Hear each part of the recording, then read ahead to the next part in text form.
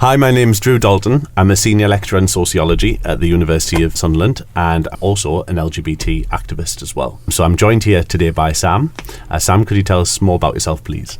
Yep, so I'm the founder of SAFC LGBTQ, which is a newly formed group at Sunderland Football Club, which is aimed to get more inclusion for LGBTQ fans at the stadium. So how did that come about then? Well, I've always had an interest in LGBTQ activism work. I've done a lot of things in terms of broadcasting around LGBTQ. I used to do a radio station at Spark Sunderland, which of course is the community radio station based at the University of Sunderland itself. So that really got me more active in it, and that was called Being LGBT. I then started a podcast, Being LGBTQ, which I've ran since February 2019. So then I saw the football club were looking for someone to lead an LGBTQ orientated group at the club, and I just thought I wasn't doing enough, I wasn't working enough, so I thought, I'm going to have to do that as well. So that's how it happened. I know that feeling very well. Have to. Yeah, I agree. I very much agree. Funnily enough, outside of work, I run a global homophobia organisation. Okay. So I completely understand what it's like to be pulled in many different directions, many different tensions and all the rest of it. So yeah, I get that. Yeah, no, absolutely. I mean, but I just think it's really important because we all have to continue on fighting for the rights that we have. We have to remember that though we have rights in this country, there's people in other countries who don't, and I think we owe it to those people. Really, I feel a sense of responsibility in that sense.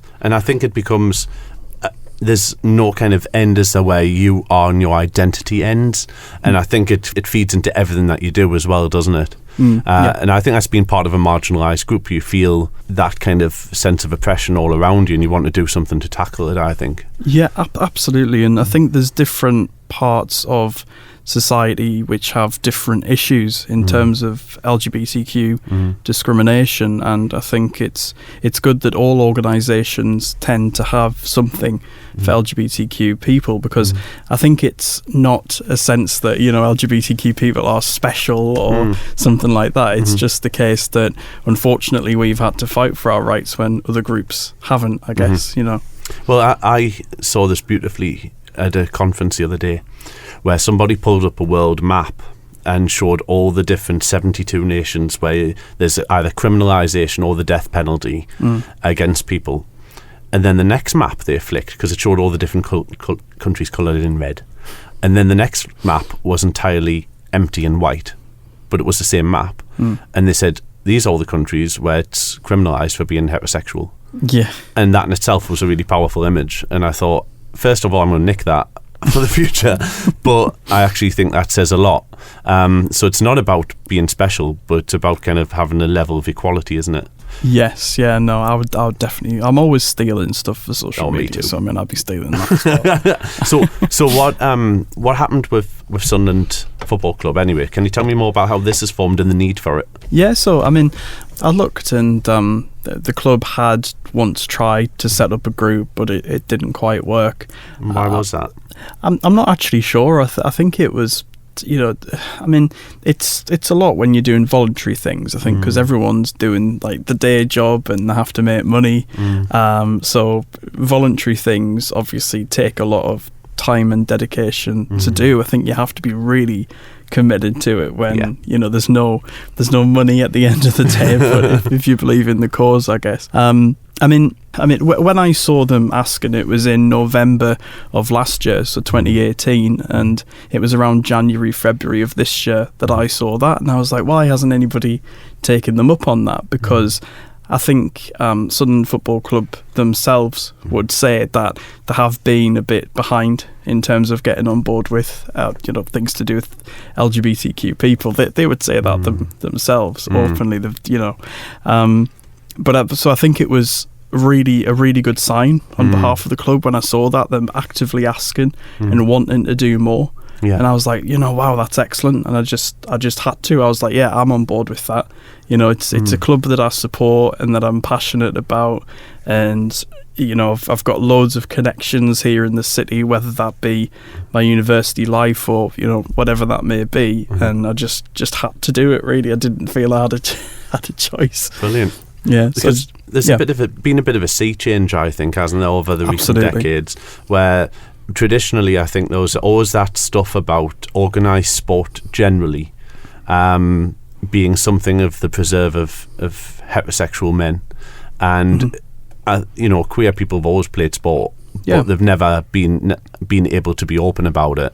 Do you think, because I think it is slowly changing, are you of the same idea that it's slowly altering, things are happening? Is it getting better?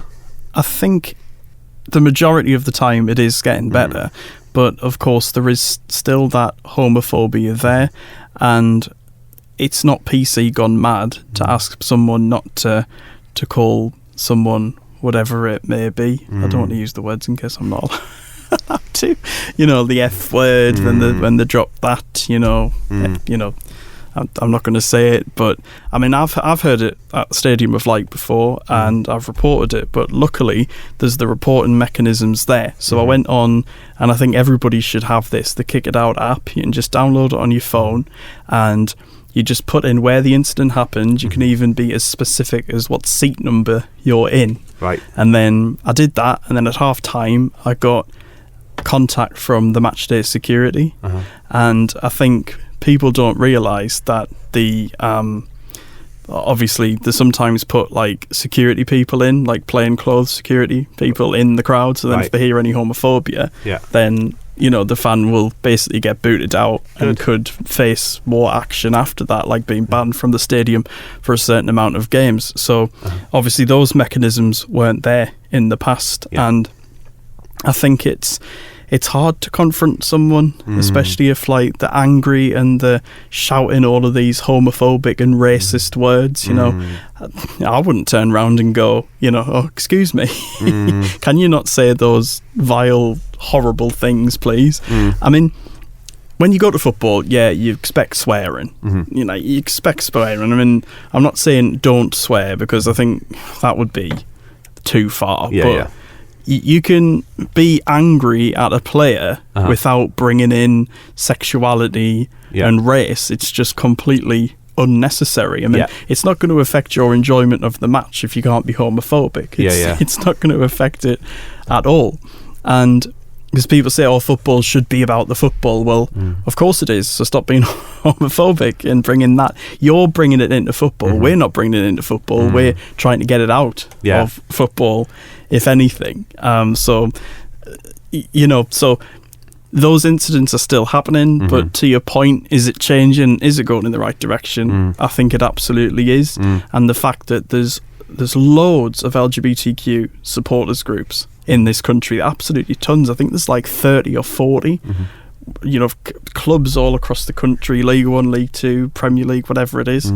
So that shows in itself that people feel more able to set up these groups and to be there as a force for change, I guess. I agree. I also do think it shows how that stigmatised identity of being LGBT and or your ethnicity can still be used against you, though. So I still think it shows very much that hasn't gone away and it's still there. So whilst progress is being made, it's still used as a term which can be used as an offence. I think what's interesting to me is I've seen quite a dramatic change over the years of a lot of the queer community forming their own sports teams and their own football teams, like Newcastle Panthers or rugby teams and so on. And I think that's been a really interesting development, because they've found that the majority of their people who play on their teams, a good 30 to 40% of them are actually straight. They find the environment themselves more relaxed to play in, and the leagues themselves more relaxed to play in. I thought that was really interesting. Yeah, and I think it's good because we need LGBTQ allies. They're extremely important in the community. You don't have to be LGBTQ to support LGBTQ people. For example, our group, it's not exclusive to LGBTQ people. If you want to join and you're straight, then that's absolutely fine. We value the support as a minority. We need the support of the majority really to be able to fight against these, homophobes essentially. Definitely. So will you have a presence at Pride this year? Yes. Okay. Actually, we're really excited. We've it was sort of last minute because obviously the group's been quite new, so it's just been getting to grips with it and having meetings with the club and figuring out what their vision is and what ours is and sort of constructing it together moving forward. But I mean, obviously Sunderland Pride, September 29th, Pride Parade starts at 12, I believe, Sunnyside, and that's going to be from the same time, 12 till 6, and I can't believe it, but it's actually the 9th year of Sunderland Pride. Like, I can't actually believe that. Where's that gone? So that's gone quick. I mean, I remember the first one. So, I mean, it's amazing. So we are going to have a stall at Sunderland Pride. Okay. And, if there are people interested in joining, the club's actually given us a ticket deal. So for anybody who joins SCFC LGBTQ, they'll be eligible for a ticket offer, which is a reduced price ticket of £10 for the Fleetwood Town game, which is on the 12th of October at the Stadium of Light. Brilliant. So we're really trying to engage fans, whether they be LGBTQ or if they just want to support us, be in a safe space with a lot of different people, because it's safety in numbers. And I think if you're LGBTQ and you feel that football can be quite a homophobic environment, if you've got other people there who are supportive and you're in a group, I think it can be all that less intimidating. Bit of a safety net, isn't it? It is, yeah. Safety in numbers, as it were. And I mean, that's what we want to do as the group. It's about getting LGBTQ people to come to the stadium and to feel safe within that environment. Yeah.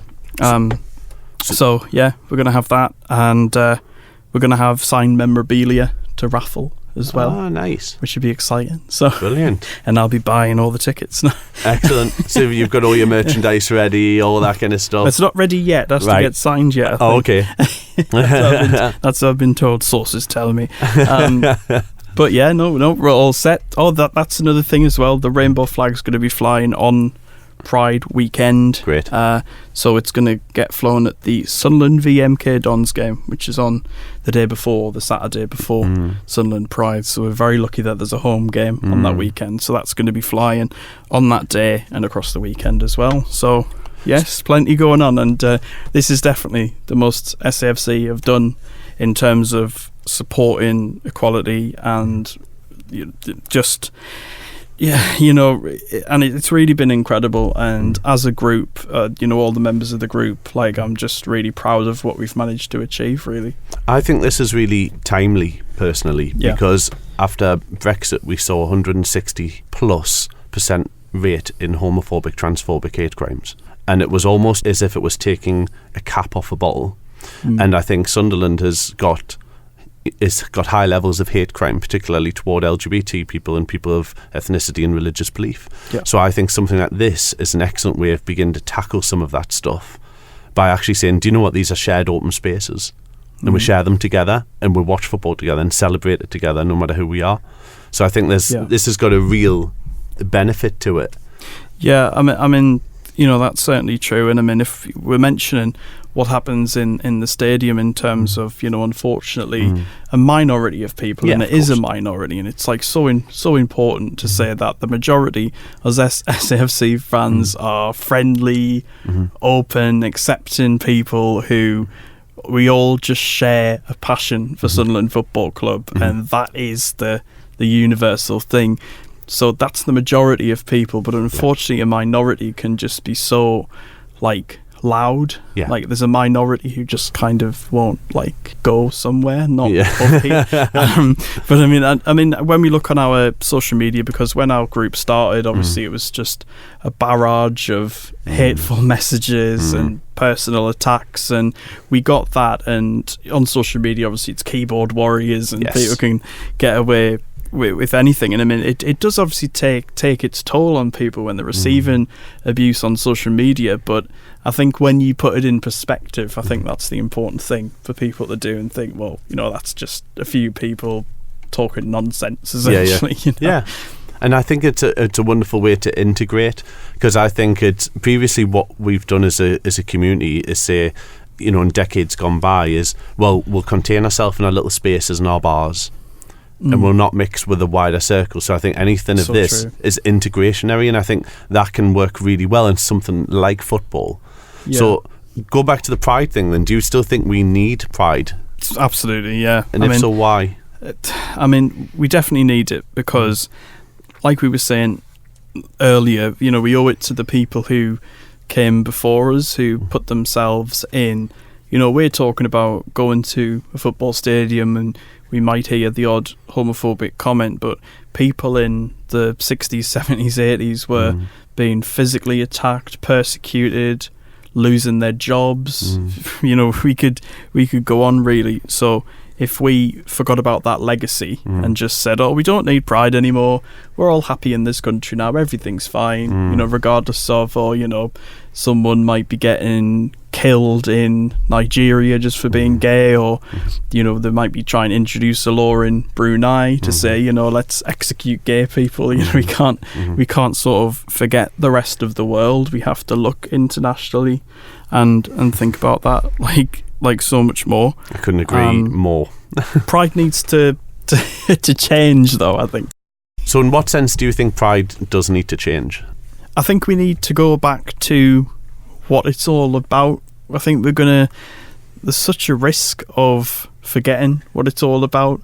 I mean, I spoke to Peter Tatchell the other week, who obviously is a massive campaigner on LGBTQ rights, but human rights in general, and he was saying that Pride in London, for example, there was obviously the commercial floats, and they seemed to completely overshadow the actual organisations, like the charitable organisations who don't just support this parade once a year, but they help people 365 days of the year, which is obviously they're the ones who should be at the forefront of it.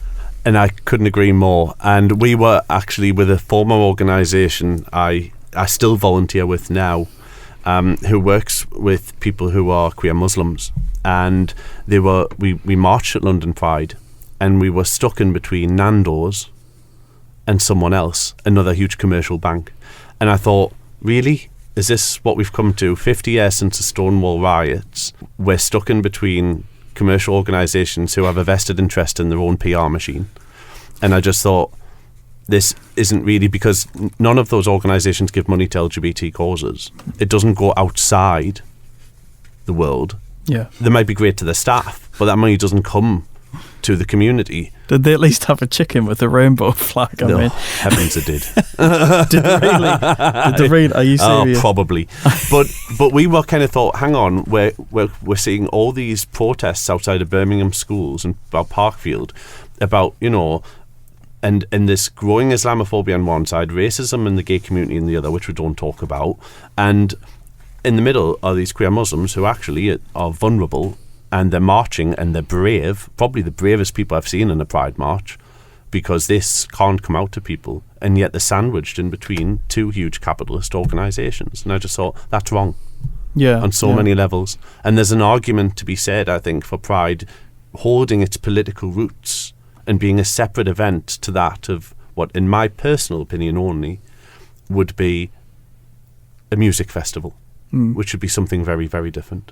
Yeah, no, I think you're very right, and I think it's not, you know, it's not like slamming Pride events or anything like that. It's just saying that maybe we just need to think about it a bit more. And it's not saying take the fun away from it either, because you can still have that element by all means. We just need to remember that Pride was a protest initially. 1970, first Pride March. It was a protest, wasn't it? It wasn't like yeah, you know, Ariana Grande or whatever it might have been at that point. And globally, in most other nation states around the world, Pride is still a protest, and it still is. And I think we need to recognise that.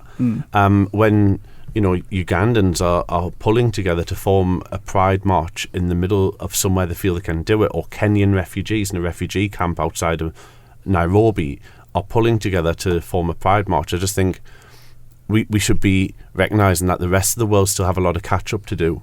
So maybe our Pride events could maybe reflect some of that and actually show some of that internationalisation, maybe not just navel gaze at ourselves and go, how wonderful that we've got this law and that law. We need more. Because, I mean, on Twitter, for example, the day after Manchester Pride, we didn't hear anything about what's going on, like you say, in Uganda. None of that was trending. What was trending? Ariana Grande. And it's like, that's just sad, because that's not what should be trending, really. Again, it's not to say don't have Ariana Grande. By all means do, but there just runs a risk that if we don't separate the two things, then, you know, that's going to overshadow it all. And I think these are important discussions to be had. You know, you can't just be like, oh yeah, everything's great, you know, we're all unified, and we are unified, but we just need to have sensible and honest discussions. We do.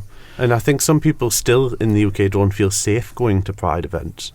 And so we need to address that as well. There's a lot of trans people who are really worried that, you know, after the disruption of London Pride the year before, and it's happened again, hasn't it, with some of the turf wars with some of the feminists who are disrupting elements of Pride marches where trans people don't feel part of the community anyway, to some extent, and yet at the same time feel even more isolated because they're going, well, Pride isn't safe for me.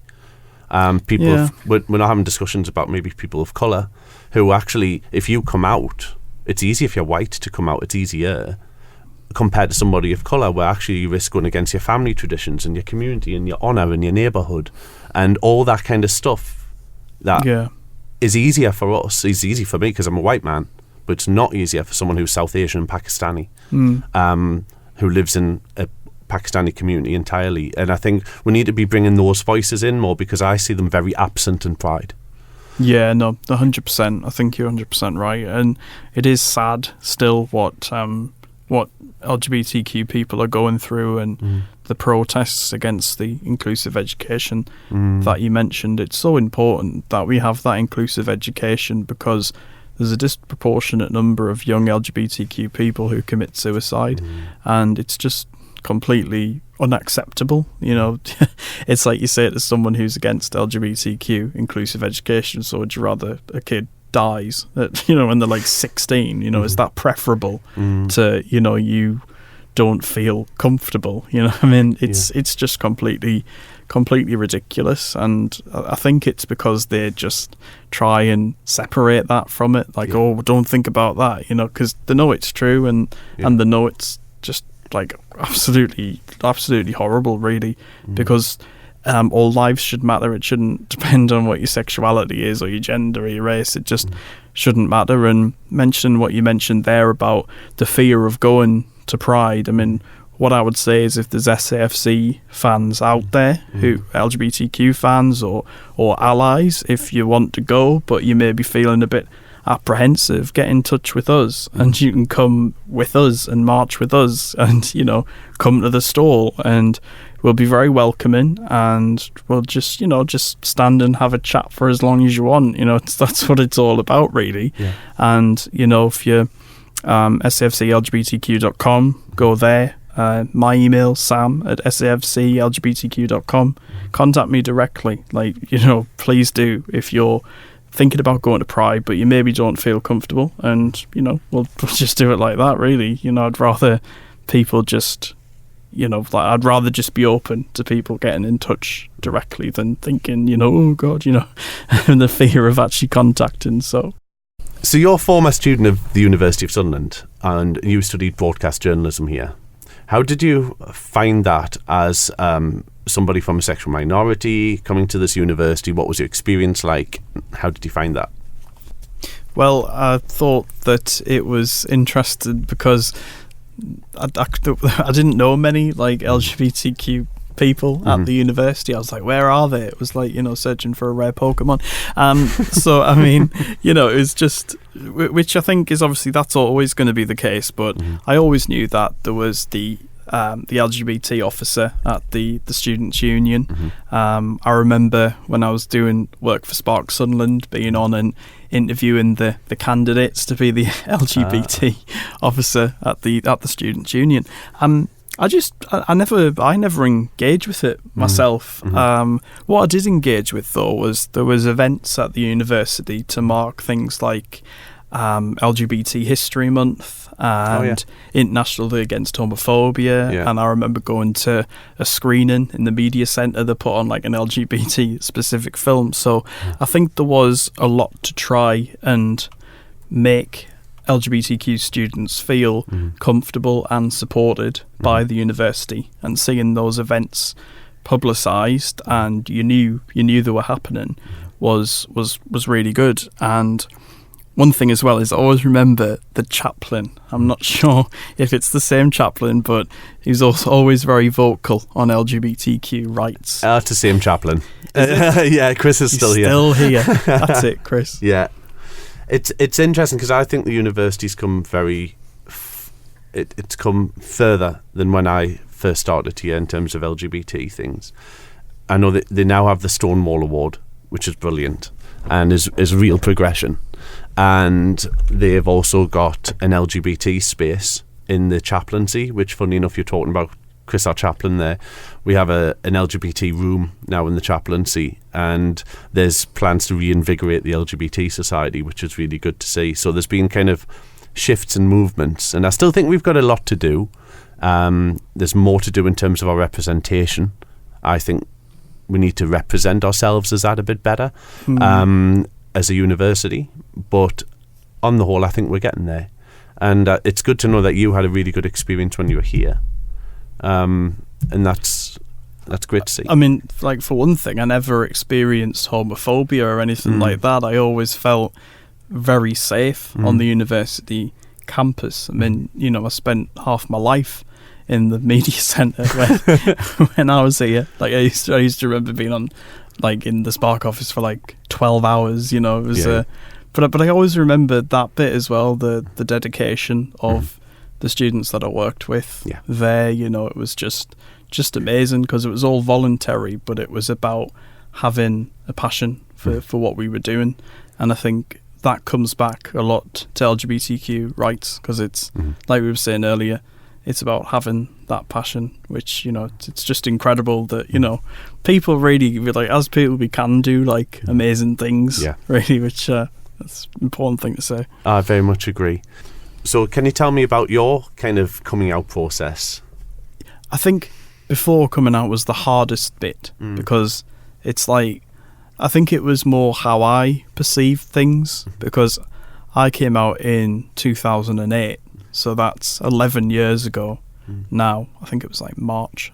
You always sort of remember the roundabout time when you kind of did that, and I think things have changed so much in those 11 years. Back in 2008, you would have never even dreamed of there being LGBTQ inclusive education in schools, and because that education wasn't there, you just grew up in a society which was always representing what was quote unquote normal. So when I started having feelings which were different to what I deemed to be normal, then I felt abnormal, wrong, like there was something wrong with me, and I always associated being gay with being something wrong. And obviously, you know, I was like 15, 16 at the time, which is a very difficult time anyway. But when you add that element in, because if you don't feel like you belong in society, you know, that's going to have a horrendous impact on your mental health, especially at that age, I think. And I just thought, you know, luckily I didn't get to the stage in my mental health when it was like, you know, unfortunately where some people do go, which is to take their own life. I mean, it did have a lot of effect on me in terms of feeling depressed, but luckily for me, I didn't get to that point. You know, it's just sad that people do get to that point for feeling these ways. But, you know, then it came to the point of, you know, telling my parents, and I wasn't really sure what was going to happen. But in the end, it was just fine. It was a very anti-climax, to be honest. You know, I didn't really. I was like, oh, is that it? Is that it done now? You know, I wish I had like a coming out party or something. I wish I'd done it in some elaborate way, to be quite honest now. Like literally like went into my wardrobe or something and said, "Come in 5 minutes," and then just, but I didn't. But I think I do still think there's a process that in every new job, in every new friend you meet, you are always coming out. And I think that's the difference between people who are, LGBT and those who aren't, and that you're constantly coming out to people no matter what you do, or looking for opportunities to go, actually, do I feel safe to come out here? Is this the right space, And I think although we're getting better, we're still not there yet. Would you agree? Yeah, no, I would agree with you there as well. It is a coming out experience every time, so maybe I can still do some of my elaborate comings out.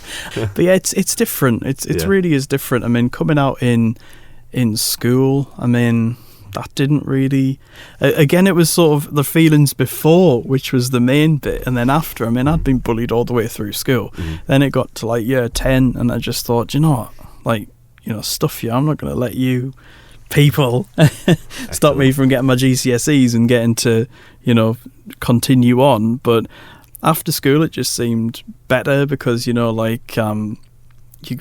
you go to high, further and higher education, there's a much more it's a much more liberal attitude in these places. Yes. But sometimes when I worked at different jobs, because when I left uni I didn't go. Well, I went into journalism for a bit, but then I sort of dropped out of that career path and started doing other things. And I felt in different environments, I would just not say anything. And it was strange because it was like having that fear of being 15, 16 all over again. So I think your point is really correct. Yeah, I think there's spaces for a lot of younger people where it's coming easier. It's becoming easier for them to come out as such. But again, it goes back to the thing of it depends who you are, doesn't it? It depends what community you're from, about whether you are genuinely safe to come out. And I still think we've got a long road ahead. I still think it goes back to what we were talking about with Pride. And we've still got more of that to do, haven't we? Even within our own nation as well as globally. It's a long battle ahead, and I don't see it as being an easy ride, but I like a challenge.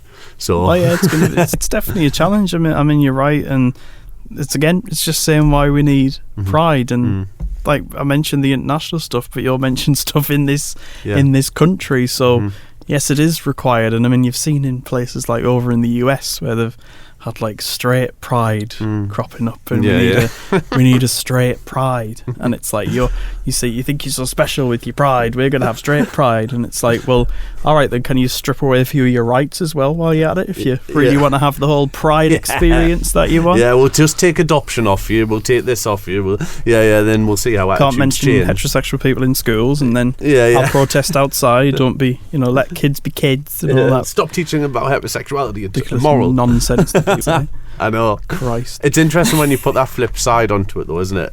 Because it just makes it shows the ridiculousness of it about simply loving people. When you put it in those terms. Yeah, but if they want to have a straight pride, fine. Yeah, I don't begrudge it. Go for it. Have fun while you're at it. And that one in America looks absolutely ridiculous. Wasn't there only 50 people went to it or less? For God's sake. I just looked at it and I wanted to send a sympathy card. So I'm so sorry for the loss of your dignity. I might do that actually. There's still time, I think that's good. Can I co-sign it? Yes, we'll sign it. Get a nice one though. Go on like Clinton. Okay then, so thanks so much for talking today. It's been an absolute pleasure.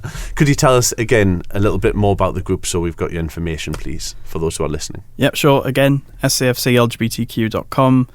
Like I say, you're welcome to email me, sam@safclgbtq.com. Follow us on Twitter at SAFCLGBTQ. We keep it in sync. It's consistent. We're also on Facebook as well, so just search for us and we'll pop up there, see what we've been doing. If you're at the Stadium of Light as well, watch around the pitch and on the scoreboards, because rainbow colours do pop up every now and again, which has been another fantastic commitment by Sunderland Football Club. That happens every home game. Brilliant. And we've also got our flag, which is up behind the goal at the Roker end of the stadium as well. So there's plenty for you to spot. It'd be like playing a little game of spot the rainbow. It's like Where's Wally, isn't it? Yeah, it's like where's the rainbow? Yeah, that's brilliant. So yeah, no, just please get in touch. Like, we really want people to get involved. Like, I think I've got that across quite well. Excellent. And we need people like you to pick up the mantle to do that. So well done.